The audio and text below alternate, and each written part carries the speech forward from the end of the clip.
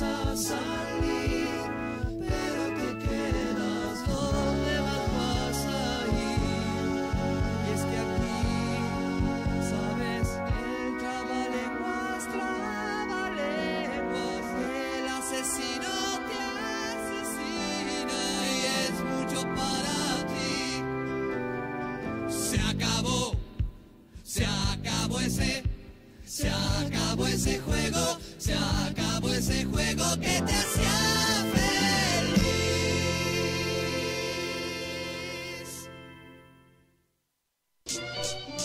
En Caput había un viejo. pasan cosas. Dice así: si uno tiene un amor, una muchacha, una cosa que le anda por la piel por todas partes, digamos Buenos Aires, digamos un octubre, un poema, y pasa algo, ocurre que viene el mal, la peste, una desgracia, los cretinos mascadores de chicle, odiadores de todo lo que crece, un yanqui hijo de puta, los cretinos mascadores de chicle, para ser más precisos a matarlas, un yanqui hijo de puta. Entonces ya no se puede hablar así nomás, es necesario odiarlo, destruirlo, hay que pelear con rabia y encontrar la manera de acabarlo, salirles al encuentro como sea y además decir, como un rezo, casi obligatorio, yanqui hijo de puta, todo lo que y enseñárselo a los chicos. Radio Caput. Por amor a la vida, nada más, simplemente. Esas cosas. Norberto Galazo en Caput. ¿Querés arrancar la mañana bien informado? Infosiberia, las noticias en tu celular. Manda un mensaje de WhatsApp al 11 3205 8813 y recibilo gratis todas las mañanas. Infosiberia, las noticias en tu celular. En Morón, 40.000 vecinos y vecinas ya están conectados al centro de monitoreo a través de su celular. Súmate a Ojos en Alerta al 11 55 85 000 y descarga Morón Alerta desde Play Store. Municipio de Morón, corazón del oeste. ¿Cómo puedo hacer para escuchar Radio Caput en el celular? Primero lo importante. Prenda el teléfono. Así me puedo acercar a saludarlos y... Abra el Play Store de Google, tipee en el cuadro de búsqueda Radio Caput, Caput con C. No desesperes, es la única que hay. Toque el botón instalar y espere unos instantes. La aplicación de Radio Caput ha sido instalada exitosamente. Busque el icono en su celular. Los quiero mucho, los aprecio y los admiro mucho, lo que hacen, los felicito. Y podrá escuchar la única y reemplazable programación de Radio Caput. Sería un placer para mí, realmente. Radio Caput. Soy muy tímida. Ok. Radio Caput. Radio Caput. Estás escuchando Caput. Radio Caput. Radio Caput. Te comunicas con nosotros al 11 65 16 44 46. Radio Caput.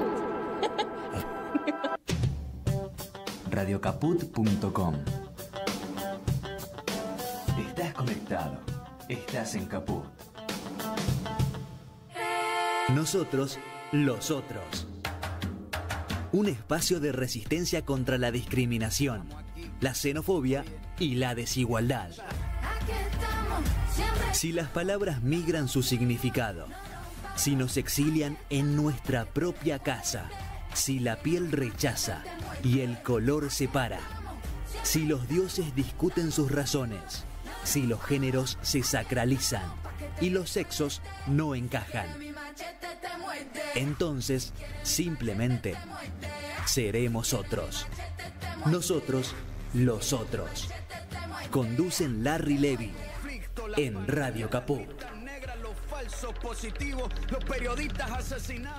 A lo largo de los tiempos, las sociedades se fueron formando, se fueron amalgamando a través de la experiencia de uno, más el conocimiento del otro, y agregando la reflexión de un tercero. Y así este enunciado fue válido hasta que el grupo social fue tan numeroso que debimos confiar en alguien de los nuestros para depositar las representaciones e intereses materiales y simbólicos. Quizás a partir de allí haya nacido lo que hoy llamamos política y se hayan disparado las formas representativas de las actuales sociedades. En esas dimensiones de antaño, la cosa era sencilla. El debate, el disenso y la controversia tenían un rango de sensibilidad muy poco sofisticado.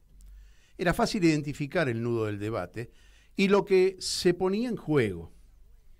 Saltando los milenios de vida del ser humano, el nacimiento de las formas de producción para la subsistencia o para el dominio, y después de haber atravesado por infinidad de crisis civilizatorias y sus refundaciones, entre el siglo XIX y el XX, la cuestión parecía empezar a transitar una clave de pensamiento más claro sobre el nudo central de la confrontación del ser humano, y que hasta ese momento había provocado crisis recurrentes, muertes, genocidios, exterminios, racismo y todo aquello que suena como anomalía.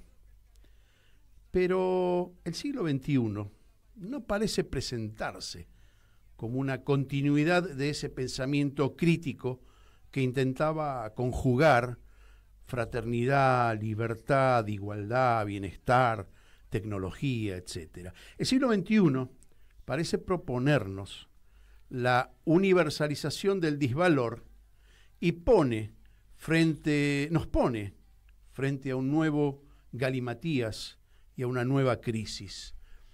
Todo esto dicho desde la ignorancia y con total desparpajo para intentar desafiar al entrevistado de hoy. Si quiere mi machete te muerde, si quiere mi machete te muerde. Y en ese desafío lo incluyo a Alejandro Orovitz, que es nuestro invitado. ¿Cómo te va, Alejandro? ¿Cómo te va, Larry? ¿Qué decís? Bien, muchas gracias por venir. No, gracias por venir. Sé que no te es fácil, que tus ocupaciones y tu forma de trabajar hace que sea difícil llegarte a todos los lugares en los que te piden que estés, ¿no? Para expresar tus ideas. Vamos a contarle a la gente que Alejandro Orovitz es un ensayista, es doctor en ciencias sociales, es docente universitario, escritor, periodista. A mí me atrae mucho los libros de él.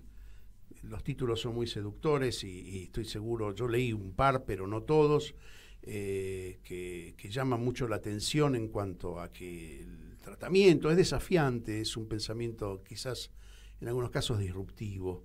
Escribiste los 4 peronismos allá por el 1985, estoy seguro que ya debe haber varios peronismos más. No. Para incluir, ¿no? No. Ah, interesante. Yo pensé que, escribiste algo sobre el kirchnerismo desarmado, la larga agonía del 4º peronismo, quizás esté entrelazado, ¿no? Con ese... Esa es la conclusión de por qué son 4 y este es el cuarto. Está bien, perfecto. Un montón de libros también, aparte de los tuyos, El país que estalló, Antecedente de la historia argentina, que está en 2 tomos, Las dictaduras argentinas, Historia de una frustración nacional, El huracán rojo de Francia y Rusia. Es decir, atravesás el mundo, no solamente la Argentina, con tu pensamiento y tu análisis. Y después escribiste un montón en colaboración con otro montón de autores, que es interesante, inclusive por la diversidad de los personajes, ¿no? Sobre uno en especial, a lo mejor, si alcanzamos a hacer tiempo, te voy a preguntar algo, porque tiene que ver con una actualidad muy trascendente. Pero escribiste un nuevo libro y a partir de ahí la idea de llamarte y traerte, solo para hacer mención, introducirte en el diálogo de hoy. Pero quiero que me hagas una síntesis muy rápida de Lenin y Trotsky. Así se llama el libro, Los dragones de Marx. Ese es el subtítulo del libro. ¿Qué pasó ahí? Estuve leyendo algunas entrevistas que te hicieron, no tuve tiempo de leer el libro, pero me pareció interesante el rescate de un debate que aún no se termina, me parece, ¿no? No. Mirá, hay como 2 ideas que son complicadas. Una es creer que se puede leer en un libro viejo adecuadamente los problemas del presente. El otro es creer que los libros del pasado no tienen nada que ver con el presente. El que quiere leer en un libro viejo la respuesta al presente, lee bíblicamente. Es un talmudista y cree que hay una verdad eterna que debe ser revelada. Milei cree una cosa así, por ejemplo, en ese orden. El que cree que todo debe ser tirado al tacho y no pensar nada es en rigor de verdad simplemente un empirista que no hace ninguna otra cosa que el día a día y cree que ese poroteo es la política. En el Congreso Nacional piensan así. En cambio, si te ocupás de la larga duración, si te ocupás de un periodo, de un ciclo histórico, vos descubrís cuáles son los elementos de ese ciclo histórico que no se resolvieron. En el 45-46 termina la Segunda Guerra Mundial y un ciclo histórico que termina el siguiente en el 89-91 con la caída del muro de Berlín y la implosión de la Unión Soviética. Ese ciclo histórico da lugar al que está en curso. Los problemas que ese ciclo histórico de ningún modo resolvió, no solo no desaparecieron, sino se agravaron en su conjunto. Para que se entienda fácil y rápido, hoy no estamos discutiendo cómo se extiende la Unión Europea, sino qué hace la Unión Europea para no estallar y repetir la situación del Brexit. Ahora bien, al mismo tiempo que nadie quiere sacar los pies del plato, porque todos se dan cuenta que a Gran Bretaña ni le fue bien con sacarlos, ni le va a ir bien, cuando vos ves los elementos que el mapa político europeo empieza a incluir, vos te das cuenta que la exacerbación de los nacionalismos no es exactamente lo que la Unión Europea necesita. ¿Y por qué se exacerban los nacionalismos? Porque la capacidad de la Unión Europea de responder con eficacia, y no discursiva, sino empírica, a los problemas del presente, son cada vez mayores. Por eso ves cada vez mayor crueldades de la política, y se puede sintetizar las crueldades de la política en un barquichuelo que naufraga en el Mediterráneo sin alcanzar la costa y sin que los guardacostas acudan en su auxilio. Déjame que te haga una pregunta. Este debate que estás planteando es un debate que no es nuevo, es bastante viejo. Uh-huh. Cuando yo decía que en el siglo XIX, en el siglo XX, se intentó, por lo menos, esbozar un futuro diferente, criticando el capitalismo, algo que no me atreví a poner, fíjate, en las palabras iniciales, la palabra capitalismo, porque me parece que es el certificado de pobreza intelectual del mundo, el capitalismo, ¿no? No sé si lo ves con esos ojos. Vamos despacio. Cuando vos mirás el debate político del siglo XIX y del siglo XX, vos ves el debate político derredor del socialismo. Hay una discusión si al socialismo se llega de un modo, si se llega de otro, si la vía es una, si el camino es el otro, pero hay una comprensión que va desde Max Weber, que estás hablando de un sociólogo alemán liberal, que comprende que el socialismo es una respuesta a futuro, de aquellos que discuten con Weber, Weber plantea esto en 1919, en medio de la revolución espartaquista en Berlín, y este asunto se discute todavía hasta 1991. ¿Qué es lo que está en el centro de ese debate? Lo que está en el centro de ese debate es cómo se resuelven los problemas de la contemporaneidad y cómo la felicidad de los individuos requiere ciertas condiciones materiales. Es la primera vez que se empieza a discutir, no, yo creo que no, pero digamos sí seriamente y a nivel más universalizado, el desequilibrio que produce que otro se apropie del trabajo ajeno, ¿no? Es decir, no, la discusión sobre el trabajo ajeno es una discusión que existe desde que se forma la economía política. Ajá. Tanto David y Ricardo como Smith, los dos se plantean el problema del excedente, y Marx retoma la teoría del valor que no inventa él. En realidad la teoría del valor la toma de Smith y Ricardo, y la toma, pero lo que hace él es construir la pregunta para lo que ellos tienen la respuesta y cambiarla de lugar. Lo que en Smith y Ricardo es una cuestión problemática marginal, en Marx se transforma en el problema central. Marx se da cuenta, básicamente, cosa que no hace falta ser Marx para entender, que en definitiva organizar la producción de una sociedad es organizar el trabajo, y que no hay nada en una sociedad que no sea producto del trabajo salvo la riqueza natural, y que el sistema financiero simplemente no es más que un cebo en el funcionamiento productivo. Ahí está, y diste con un lugar clave, ¿no? Que es la cuestión financiera, la sofisticación de ese valor, digamos, Ajá. de algún modo. Y la pregunta es, para hacerlo llano, es que estamos discutiendo con respecto a la sociedad, a los desequilibrios de la sociedad, la apropiación de unos pocos con la producción de esos muchos, la falta de bienestar, la distribución. ¿Qué se pone en juego a nivel, digamos, no solamente teórico y en los foros político-intelectuales, sino entre la gente? ¿Qué es lo que empieza a ver? Mira, es muy simple. En 1970, cuando vos veías los ingresos del CEO de una gran compañía y el salario de su trabajador peor pago, veías una relación de 30-1. En este momento la relación es de 300-1 y en ampliación.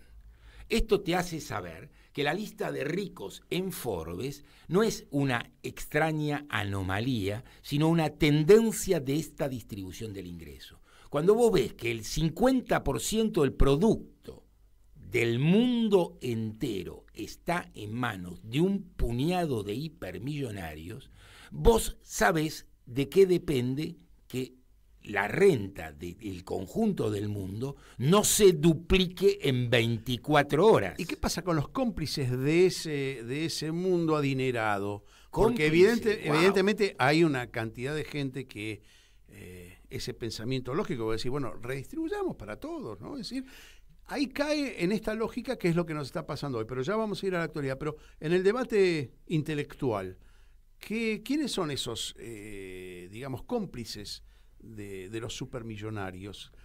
El cómplice número uno es básicamente el Fondo Monetario Internacional, que es el garante financiero e intelectual, junto con el Banco Mundial, de este conjunto de actividades, porque existe una bancocracia globalizada que tiene una respuesta común para Tokio y Neuquén, para Washington y Panamá. El efecto en los 4 lugares no es el mismo, pero el impacto y el programa funcionan con la misma gramática estructural. Ahora yo te pregunto, como ser humano que labura, que lo veo y qué sé yo, digo, bueno, pero ¿cómo hago yo para oponerme a eso? Los medios para oponerme son muy pocos, son muy escasos, porque la fuerza que tiene esa comunicación que ellos logran mucho más cómplices a lo mejor que la reacción, ¿no? Mira, en realidad la complicidad parte, si vos querés, de una convicción, y es de a ellos no se los puede joder.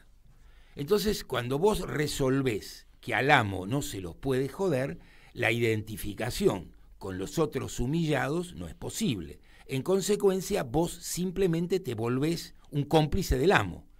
Vamos a entendernos simplemente. No hay ningún orden político, de ninguna naturaleza, de ninguna clase, en ningún momento de la historia, que no suponga que sus víctimas sean sus cómplices. El sometimiento requiere de la activa participación de los sometidos. Si los esclavos creen que no deben ser esclavos, la esclavitud no funciona. Es decir, García, estamos en el mismo barco, vendría a ser una cosa así... No, mirá, acá conviene entender. Satírica, digamos. Una cosa es entender por qué razón alguien razona como un sometido.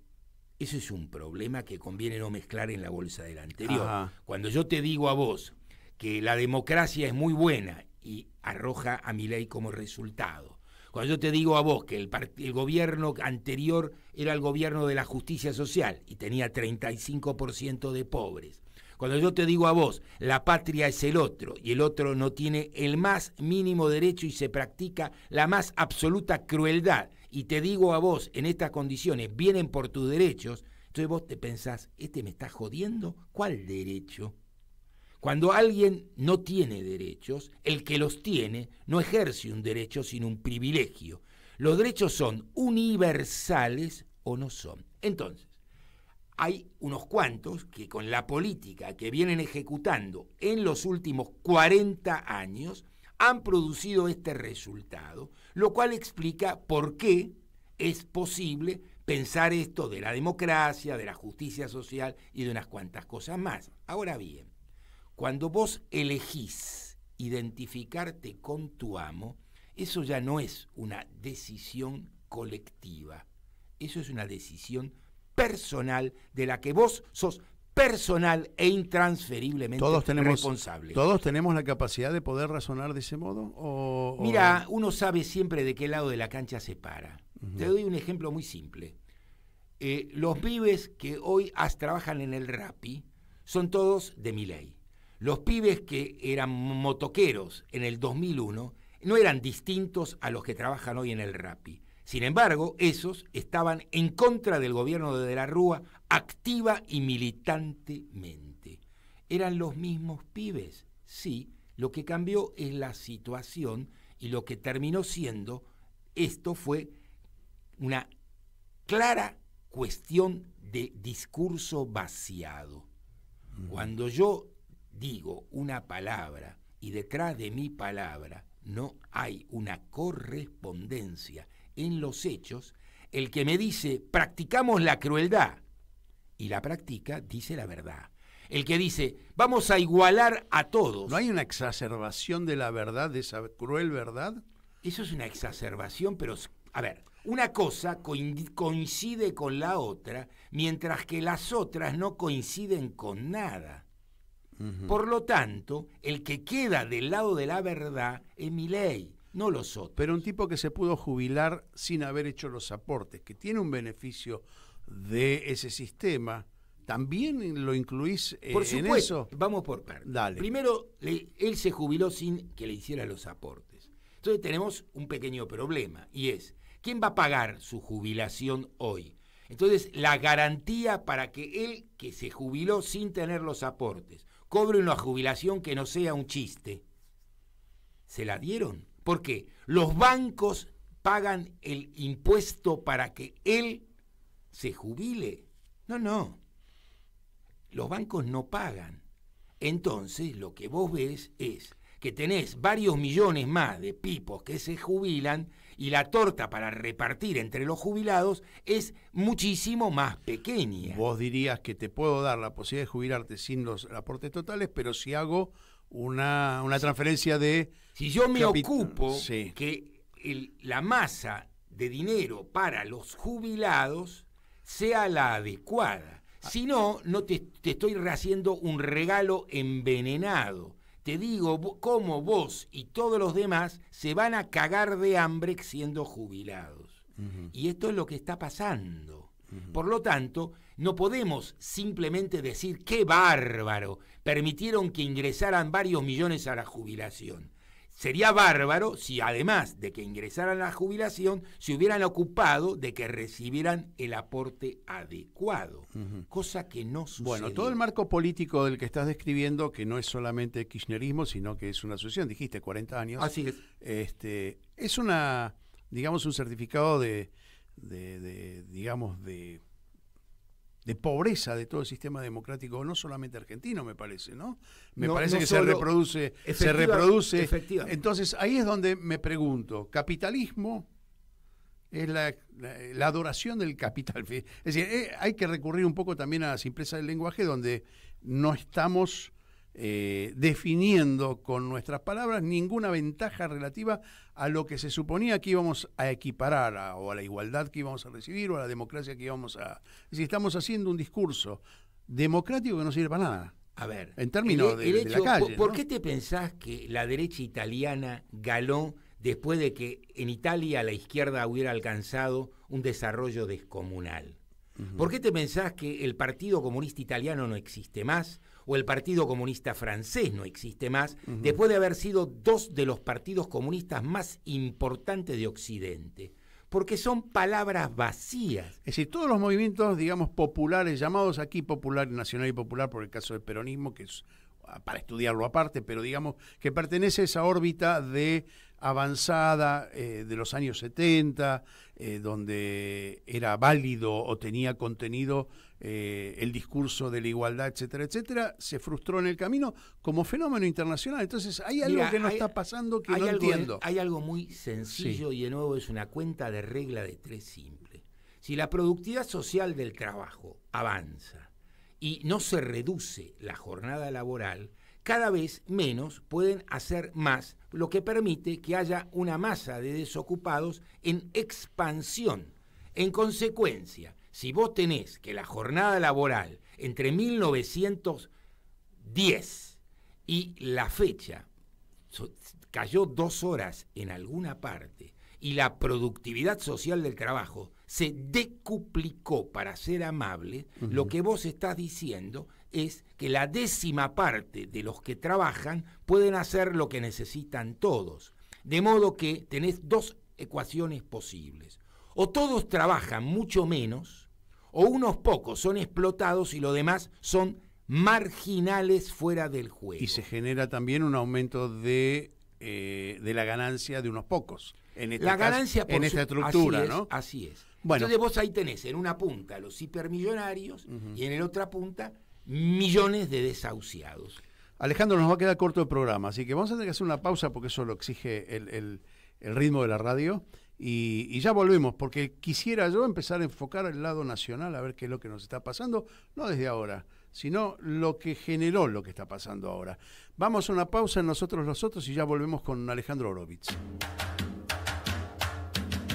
Enseguida volvemos con Nosotros los Otros en Radio Caput.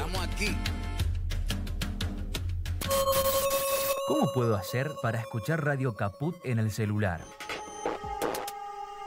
Primero lo importante. Prenda el teléfono. Así me puedo acercar a saludarlos y... Abra el Play Store de Google, tipee en el cuadro de búsqueda Radio Caput, Caput con C. No desesperes, es la única que hay. Toque el botón instalar y espere unos instantes. La aplicación de Radio Caput ha sido instalada exitosamente. Busque el icono en su celular. Los quiero mucho, los aprecio, los admiro mucho, lo que hacen, los felicito. Y podrá escuchar la única y irreemplazable programación de Radio Caput. Sería un placer para mí, realmente. Radio Caput. Mandanos un WhatsApp. Mandanos zaraza y noticias. 11 65 16 44 46. En Morón, 40.000 vecinos y vecinas ya están conectados al centro de monitoreo a través de su celular. Súmate a Ojos en Alerta al 11 55 85 000 y descarga Morón Alerta desde Play Store. Municipio de Morón, corazón del oeste. ¿Querés arrancar la mañana bien informado? Infosiberia, las noticias en tu celular. Manda un mensaje de WhatsApp al 11 3205 8813 y recibilo gratis todas las mañanas. Infosiberia. Seguimos en Radio Caput con Nosotros los Otros. Estamos aquí, oye, que estamos aquí. Y estamos de vuelta aquí en Nosotros los Otros, en este jueves frío de Buenos Aires, frío por varias razones, no solamente por el clima.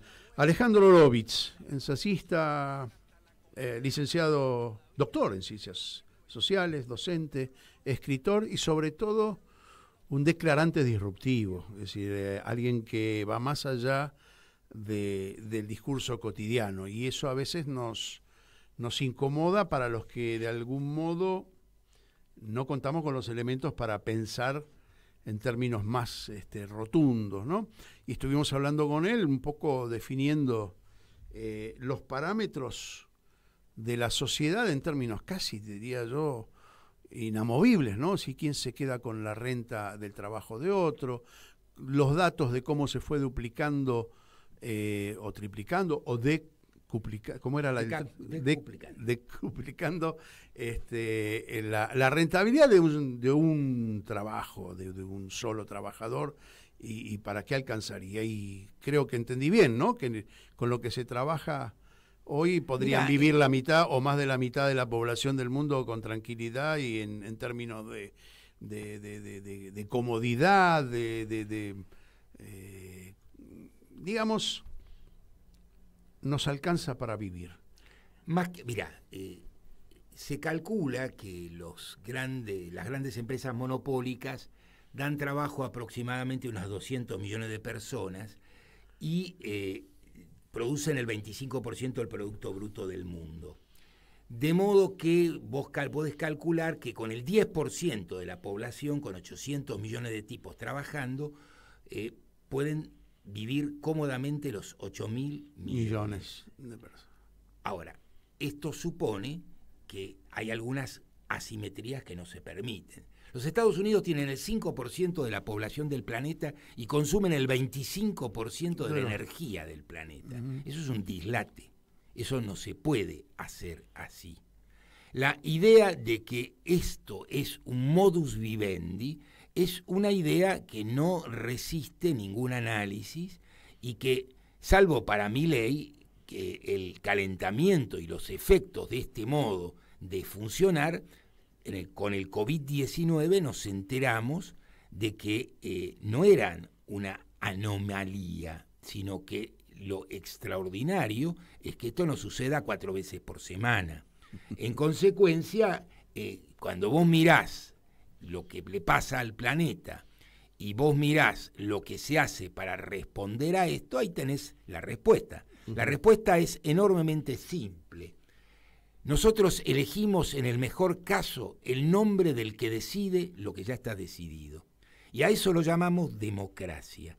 Mientras la democracia no reconstituya nuestra capacidad de decisión, pues bien, este será el resultado. ¿Hablas de democracia participativa? ¿Tenés esperanza en esa democracia o en la representativa que para mí ya fue?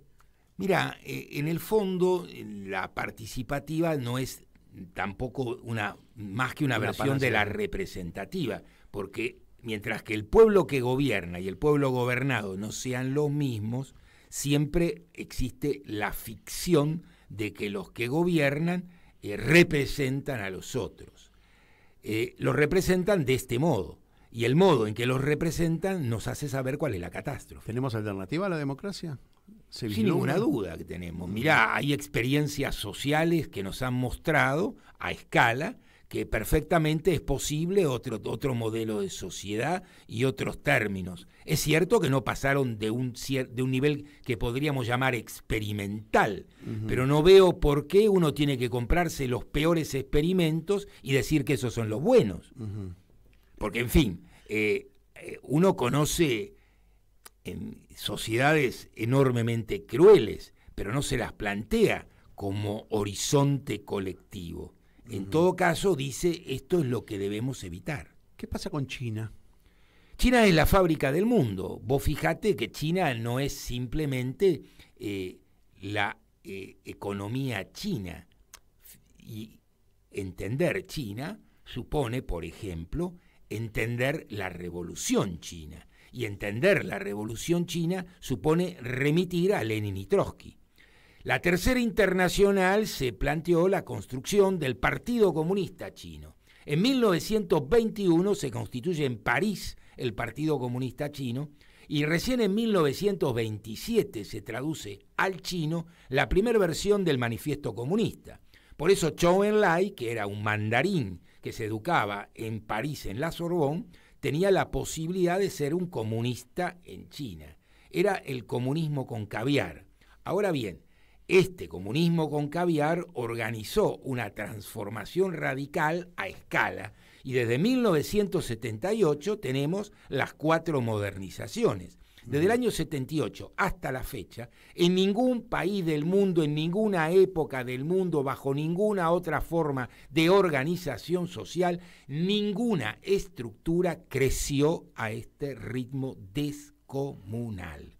El que crea que esto es el resultado del mercado, simplemente, tenemos que decirle 2 cosas. Primero, que no sabe lo que es el mercado. Y segundo, que no sabe lo que es la programación. Las grandes empresas multinacionales no actúan según el mercado, gobiernan el mercado. Y por eso les funciona tan bien. Y como tienen la escala del mercado, este es el chiste. ¿Hay algún componente nacional que determine esa impronta para poder crecer en esos términos, para poder trabajar a largo plazo? ¿O son circunstancias históricas las que le pasó a China? A ver, China es una cultura milenaria. Estamos hablando de una cultura que tiene 5.000 años aproximadamente. Esto no es un chiste. Segundo, hasta 1700, el Producto Bruto de China era el primer Producto Bruto del mundo. Cuando, ¿cómo se llama este sociólogo que mencioné? Se me piantó el nombre. Weber. Max Weber, gracias. En uno de sus trabajos se plantea la pregunta de por qué el desarrollo del capitalismo sucede en Occidente, siendo China el país que antes que todos tiene todos los elementos, desde la pólvora hasta la imprenta, desde el cañón hasta el barco necesario. La respuesta de Weber es porque no tienen la teología protestante. Podemos estar de acuerdo o no estar de acuerdo con Weber. Esta es una segunda discusión. Lo que queda claro es que en China lo que funciona decisivamente es la escala. En este momento hay aproximadamente unos 1.800 millones de chinos. Esto es, estamos hablando, China y la India, entre ellos dos solos, son casi la mitad de la población del planeta. Integran los BRICS.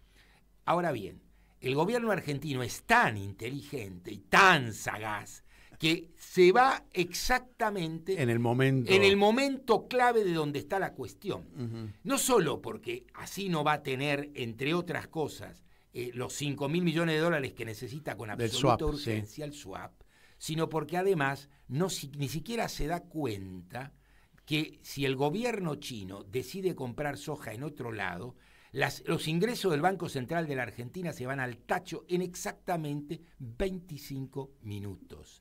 Cuando alguien es ágrafo y cree que además sabe, le pasan estos pequeños detalles. Ahora bien, si vos no conocés la historia política de China, no entendés por qué el Comité Central del Partido Comunista Chino determina la cotización de su moneda y ninguno de los integrantes de la burguesía china que existe plantea ni A, ni B, ni C. Pero eso no sería tan extraordinario.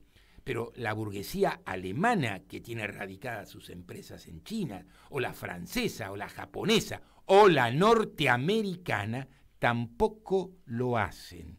Entonces tenemos que entender que China no es simplemente la máquina que hace andar el planeta, sino China es tendencialmente la cabeza de un nuevo orden internacional. Hablaste de dos cosas, una te la quiero repreguntar, que es el tema, hablaste en forma simbólica, la teología imperante no es protestante, dijiste China, y que por ende los tiempos que manejan son otros tiempos y otro pensamiento y otra reflexión. ¿Qué papel jugó en los últimos 2 siglos la religión? ¿Fue la disciplinadora de este sistema? No. Pero de todas maneras, a ver, la religión en China no tiene... No, pero no en China, digo en general en el mundo, porque para confrontar hay un orden... Ya entendí. ¿Sí?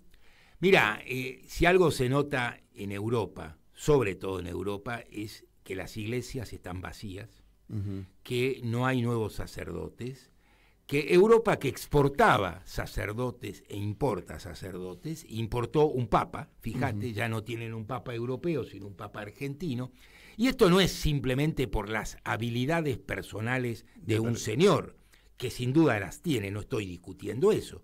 Digo simplemente para que esas habilidades puedan ponerse en juego, tienen que cambiar algunas correlaciones de fuerza en este planeta, y cambiaron.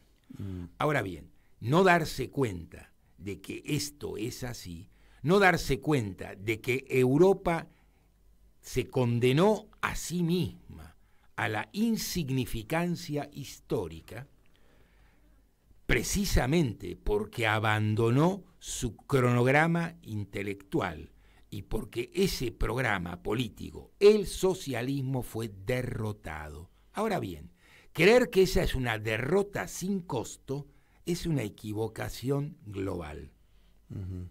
Es decir, como vos dijiste, pasaron a ser administradores de las decisiones de otros. Ellos en general, vos fíjate una cosa, normalmente había una correspondencia entre el Estado Nacional y el bloque de clase dominante. Ya no existe tal cosa. Vos vas a ver a un presidente norteamericano explicar First America. ¿Cómo? Hay que explicarlo. No era que la economía per se, a partir de su propia gramática de funcionamiento, resolvía todo.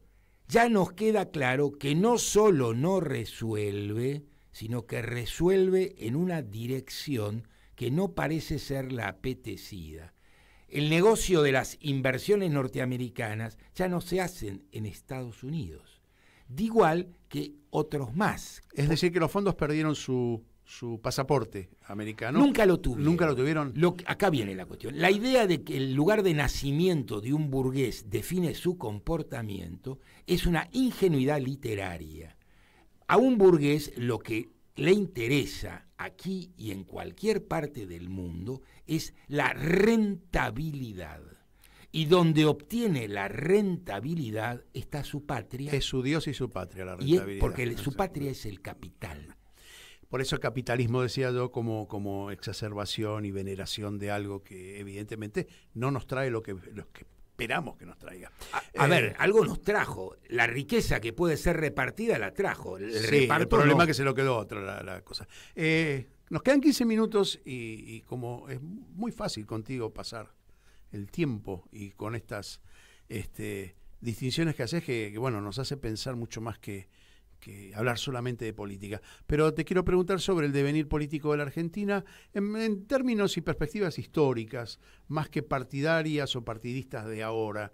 Me gustaría que traces un poquito los mojones de la historia argentina, donde vos ves pasos hacia adelante, pasos hacia atrás, renuncios en el camino, bueno, que hay muchos, ¿no?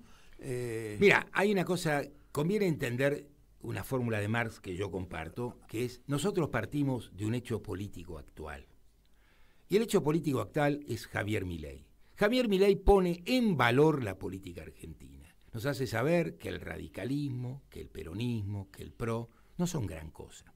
Nos hace saber qué es lo que la sociedad argentina piensa de estas fuerzas políticas, y nos hace saber que la práctica política de estas fuerzas políticas ha sido catastrófica. Por eso un marginal que no tiene tradición política ni ninguna formación en especial, un hombre mediocre en el sentido más absoluto de José Ingenieros, es el presidente de la sociedad argentina.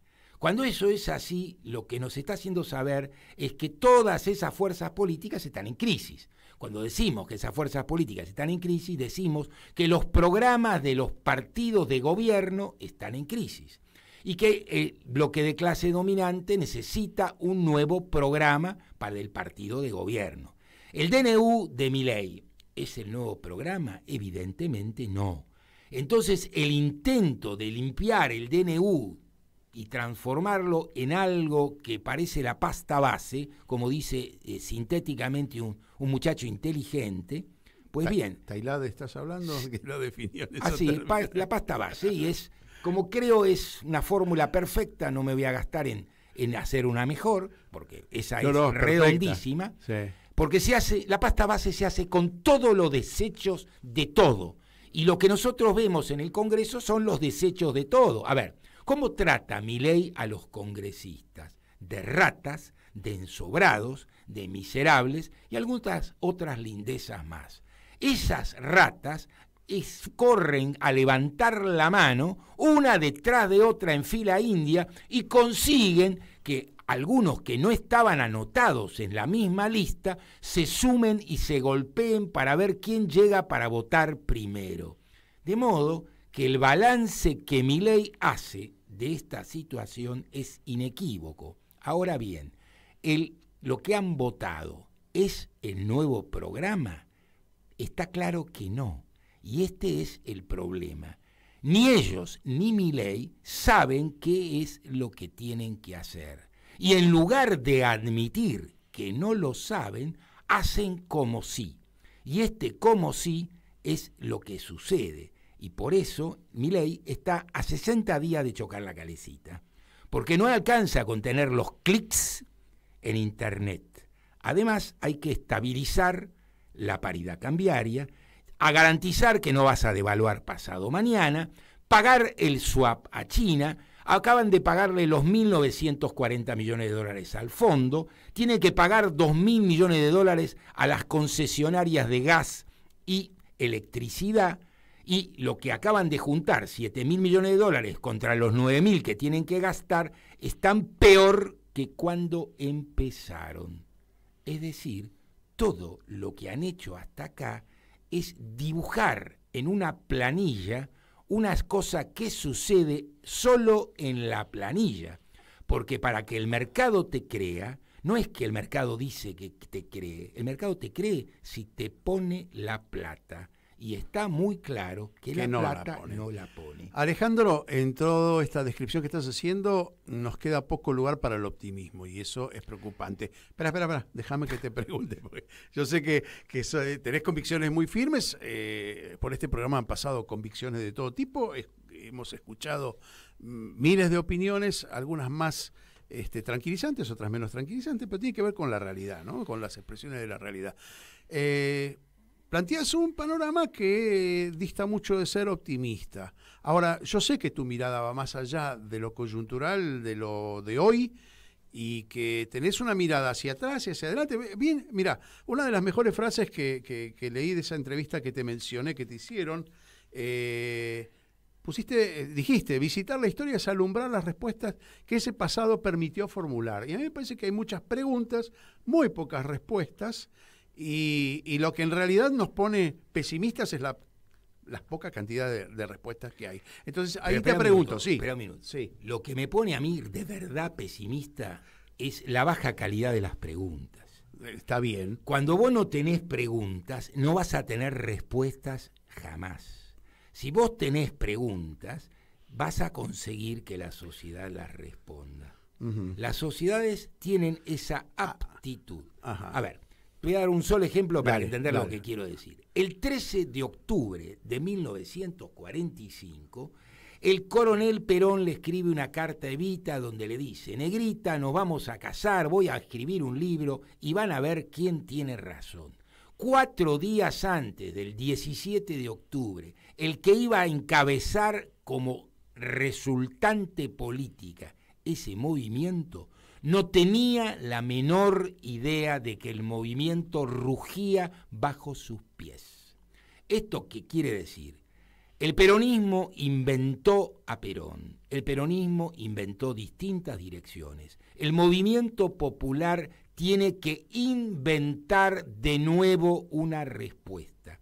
El problema es que hay que entender que las respuestas que existen hoy son todas intercambiables entre sí y que valen lo que Milei dice que valen.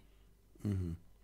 Decime, ¿y esta respuesta del peronismo, que fue coyuntural, de acuerdo a tu mirada, porque podía haber generado en otro lugar, en otro momento, también un rugir de las bases con otra, sin duda, digamos, idea que no era la peronista o que se llamó aquí peronista y que tiene elementos de liberación, enunciados de liberación, que son similares a otros procesos históricos en otros países, ¿sí? Es decir, el peronismo es una particularidad de la Argentina, pero... El peronismo es el welfare state, esto es el estado de bienestar, donde en lugar de tener el derecho abstracto a tener derechos, tenés derechos reales. Ajá. El derecho a la educación era la posibilidad de educarse. Uh-huh. El derecho a la salud era que el hospital público existía y servía. Y así sucesivamente. Uh-huh. Ahora el único derecho que tenés es el derecho de si te lo podés pagar y si además de poder pagártelo, tenés los contactos necesarios para que te hagan la radiografía. ¿Eso no pasa en muchos países del mundo en este momento como crisis civilizatoria, por llamarlo de alguna manera? Mira, te confieso que el tema de la salud universal no es un tema del que yo me ocupe, de modo que no estoy en condiciones de responder seriamente a eso, por lo tanto digo, no sé. Educación, salud, algunas generalidades que tienen que ver. De educación sé un poquito más y te puedo decir que, por ejemplo, Estados Unidos tiene 7.000 universidades. Hay malas, muy malas, regulares, buenas, muy buenas, extraordinarias, de punta. Las de punta son unas decenas, las otras no lo son. Hay públicas y hay privadas. Pero lo que vos ves es que la inversión en investigación la hace básicamente el gobierno de los Estados Unidos. La situación del COVID nos hizo ver cómo se resolvía rápido un problema urgente.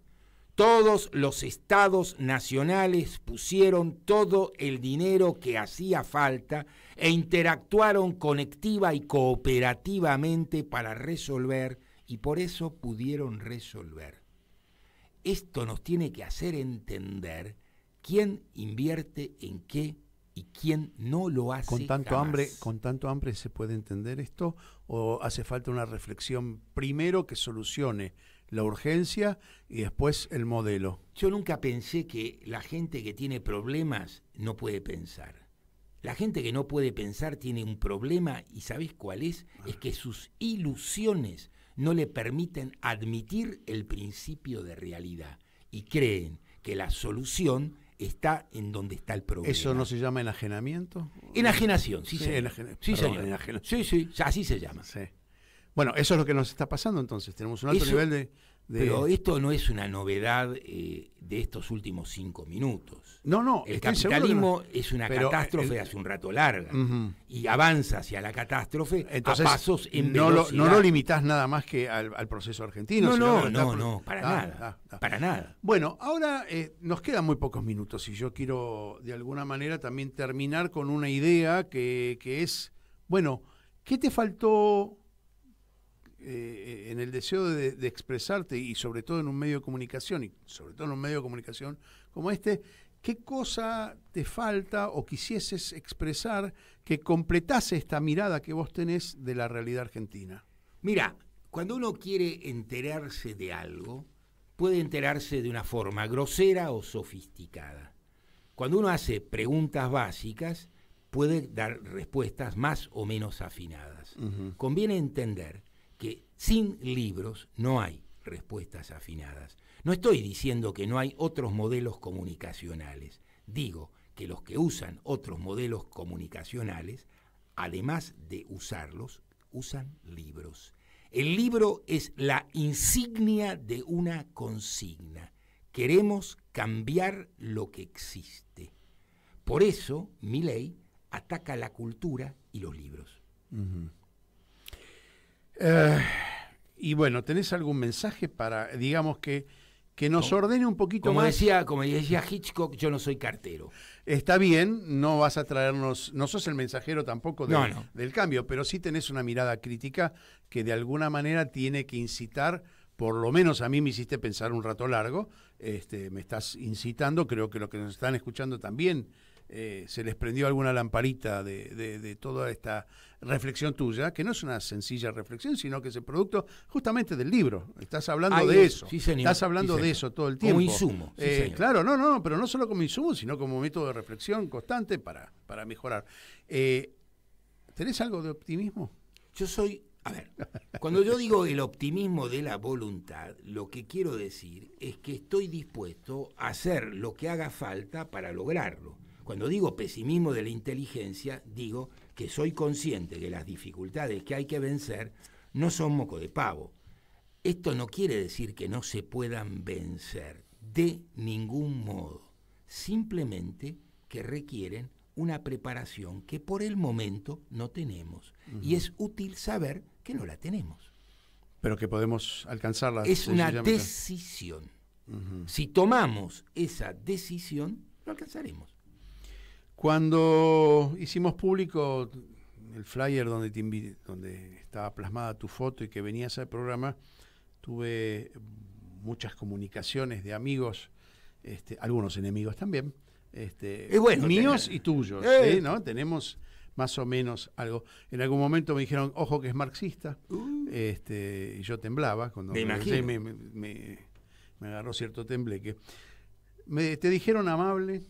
Mira. Te calificaron de enojoso, te calificaron de cálido. Mira. hasta se acordaron de que en algún momento se encontraban con vos en La Paz. Esos son memoriosos. Son memoriosos, como porque Funes. Ya, La Paz ya no existe ni La Paz. Y hasta te dijeron cascarrabias también. Caramba. Yo me asusté mucho, dije, ¿con quién me voy a encontrar? Y la verdad que yo sabía que me iba a encontrar con un tipo que tiene una mirada quizás disruptiva para muchos, interesante para reflexionar y para conversar, y seguramente nos quedan un montón de cosas para conversar, te vamos a volver a invitar seguramente a lo largo del año. Yo te quiero agradecer y quiero que de algún modo te lleves por lo menos la idea de que estas invitaciones a estos medios, a los medios que estamos un poco en la trinchera, por llamar de alguna manera, aunque estemos gordos para llevar un fusil o estemos pelados para representar la revolución setentista quizás, en las que militamos, pero bueno, es una forma de contribuir de tu parte enorme, porque como te decía antes, pasaron por este micrófono un montón de gente que conoces, otros que no conoces, que piensan como vos, otros que piensan parecido, otros que piensan muy diferente a vos, y de algún modo esto me parece que, no sé si lo ves así, que este tipo de encuentros y de charlas, porque ni siquiera digo es un reportaje, es una charla en la que evacuamos algunas de nuestras inquietudes, se convierten en necesarias para el debate. No sé si lo ves así, si ves este sector de la comunicación como un aportante a ese debate. No, el problema no es si los comunicadores aportan al debate, el problema es si la sociedad argentina debate. Y entonces, así como una literatura es importante por la calidad de los libros que se escriben, solamente esos libros se vuelven importantes si encuentran a sus lectores. Y la calidad de un debate es ni más ni menos que la calidad de los que debaten y de la capacidad de los que intervienen en transformar el resultado de ese debate en un nuevo piso colectivo que supone un nuevo balance político. Si construimos un nuevo balance político compartido, vamos a tener una nueva fuerza política capaz de actuar. 2 palabras me llevo, los libros y el balance colectivo. Gracias por haber estado acá, Alejandro Orovitz, te esperamos dentro de unos meses. Martín Loza, muchas gracias ahí en los controles, se terminó por hoy, jueves, nosotros. Gracias por haber estado aquí. Mi machete te muerde, aquí estamos, siempre estamos, no nos fuimos, no nos vamos, aquí estamos pa' que te recuerde, si quieres mi machete te muerde. Hasta aquí, nosotros, los otros de hoy. En la guerrilla, los hijos del conflicto, las pandillas, las listas negras, los falsos positivos, los periodistas asesinados, los desaparecidos, los narcogobiernos. Nuestra maestra Eve de Bonafini. En Caput nos enseñó a pelear. Pasan cosas. Amado Vudú. ¿Quién puede decir que nuestra democracia tiene padre cuando en realidad lo que tiene es madres? Las madres de nuestra democracia son las madres de la Plaza de Mayo, la madre de nuestra democracia es Eve de Bonafini.